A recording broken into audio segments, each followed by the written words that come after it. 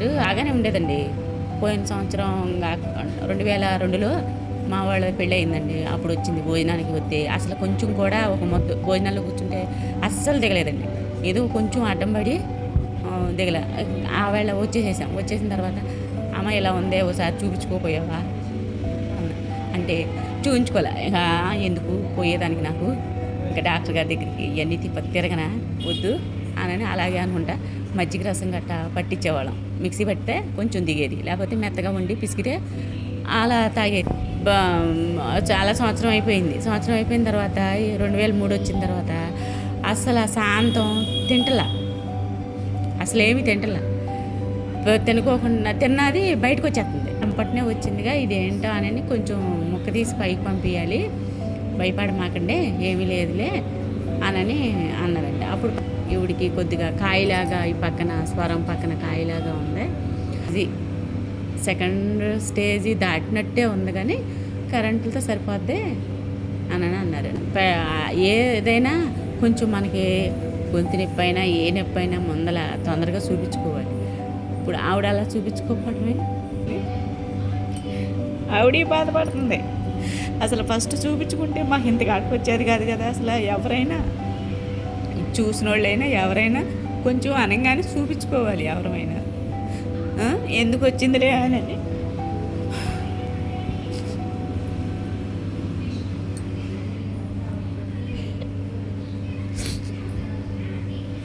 ఇవి చెప్పుకోదగ్గే కాదు అని అనుకోకుండా మనం హాస్పిటల్కి వెళ్ళి చూపించుకుని పలాందని తెలుసుకుని దానికి ట్యాబ్లెట్లో ఏయో ఒకటి వాడటం మంచిది. ఎవరమైనా కానీ ఇదేలే ఏమవుద్దులే నాకు వయసు అయిపోయింది కదా అని ఆశ్రద్ధంగా ఉండకూడదు ఎవరైనా. ఇప్పుడు అమ్మే ఉంది, మాకు అమ్మే మరి ఉండాలి కదా. మాకు ఏదో అలా కూర్చుంటే చాలుగా, చేసినా చెయ్యకపోయినా. ఇదివరకంటే క్యాన్సర్ అంటే భయం వేసేది. ఇప్పుడు అంటువ్యాధి కాదు, అదేమి అది అంటువ్యాధి ఏం కాదు.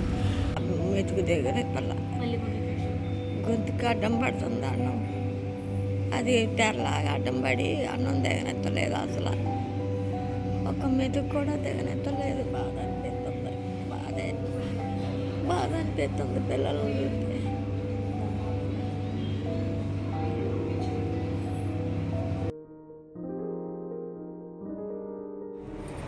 మేము మా నాన్న, నేను, మా తమ్ముడు, మా అమ్మగారు తన్నడుగు కష్టపడేవాళ్ళు. అలా కష్టపడి ఒక ఇల్లు కొనుక్కున్నాక మా నాన్న అలాగ జీవితాంతంగా తాగుడు, వెళ్ళిపోవడం బయటికి అన్నీ జరిగేది. మా అమ్మ, నేను, మా తమ్ముడు ఏడ్చేవాళ్ళం. ఆ తాగడం మూలంగా మనిషి కూడా లెక్క కూడా చేసేవాడు కాదు. మా నాన్నగారు బేవచ్చంగా తాగేసేవాడు. బేవచ్చంగా సిగరెట్లు, బీడీలు, మందు బాగా వద్దైనా సరే ఎందుకు వచ్చింది నాన్న ప్రాణమే తెచ్చుకుంటున్నావు అంటే ఎన్నో రకంగా కాదు మా నాన్నగారు. చెప్పి అందరు ఇసుకుపోయారు. మా వాళ్ళు అలవాటు పడినోడు సడన్గా మా నాన్న అంటాడు, వాళ్ళు అప్పుడప్పుడైనా తాగనా, రోజు ఎందుకు, ఒంటి మీద ఏదైనా రోగాలు వచ్చినా మనం చూడలేము, ఇప్పుడు నీకు రోగాలు చూపించినా సరే బోల్ డబ్బులు అవుతుంది, వాళ్ళ ఎంత కాదు వాళ్ళు చెప్పలేము, బోల్ ఖర్చు అవుతుంది నీకే, అమ్మ ఎంత బాధపడుతుంది అంతేనా, ఇలాగా ఖర్చు బాగా అవుతుంది. కానీ మా గురించి కూడా ఆలోచించు అమ్మ, నేను, తమ్ముడు మా గురించి ఆలోచించు నాన్న. అమ్మ బాధపడుతుంది, ఏడుస్తుంది కూడా అన్నీ చెప్పాము. కానీ మా నాన్న ఎన్నో రకం కాదు. గురించి వచ్చేవాడు. నన్ను మా తమ్ముడిని చూడకుండా ఉండడు మా నాన్నగారు. కానీ మేము చెప్పినా మేము వినట్లేదు. ఆవిడ బాధ కూడా, ఆవిడకి షుగర్ కూడా ఉంది. ఆ షుగర్ మనిషి అసలు ఈయన గురించి ఆలోచన బాగా ఉంటుంది. ఆడికి బోల్ ఖర్చు అవుతుంది. ట్యాబ్లెట్స్ అని, ఇంజక్షన్ అని, సెస్ట్లు అని అన్నీ అవుతున్నాయి. మా అమ్మకు కూడా షుగర్ ఉంది. దగ్గర 12 సంవత్సరాల దాకా ఉంది షుగరు. ఇది చెప్పినా వినట్లేదు మా నాన్నగారు. తర్వాత బాధపడుతున్నారు, ఒంటి తెచ్చుకున్నాను అని బాధపడుతున్నాను. మా నాన్నగారు ఏడుతున్నాడు కదా, అది క్యాన్సర్ మీద ఇప్పుడు ఆయన తెలిసి వస్తుంది. చాలా బాధపడతాడు.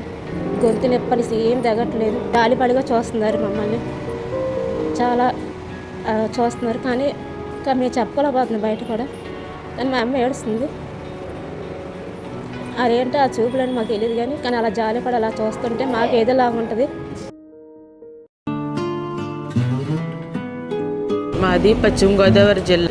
నాకు 2 పాపలు, నాకు భర్త లేరు.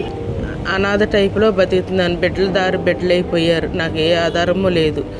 నొప్పి 2 సంవత్సరాలు బట్టి అలా అలా బాధపడుకుంటూ వచ్చాను.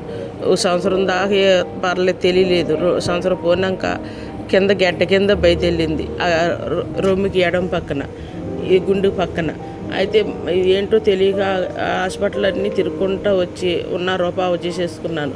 నాకు ఏ ఆధారం లేక అలా అలా వస్తే మళ్ళీ కరెంటు వచ్చాను. వస్తే అది ముక్క తీసి పైకి పంపి క్యాన్సిల్ అమ్మా, నన్ను ముద్రపోయిందమ్మా, ఇది 4వ స్టేజీకి వచ్చింది అని చెప్పారు.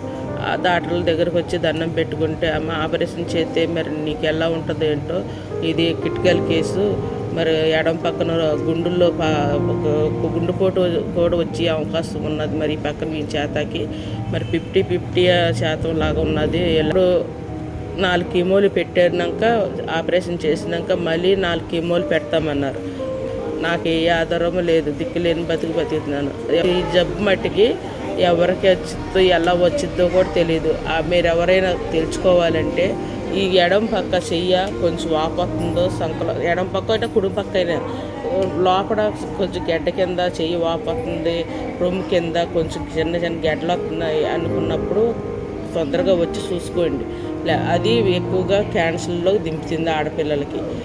ఇదేమ్మా నా పరిస్థితి.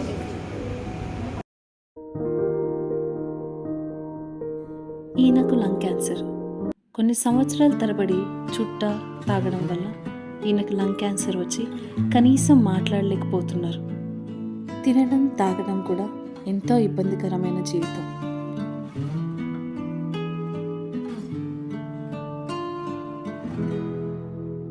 గతమా గత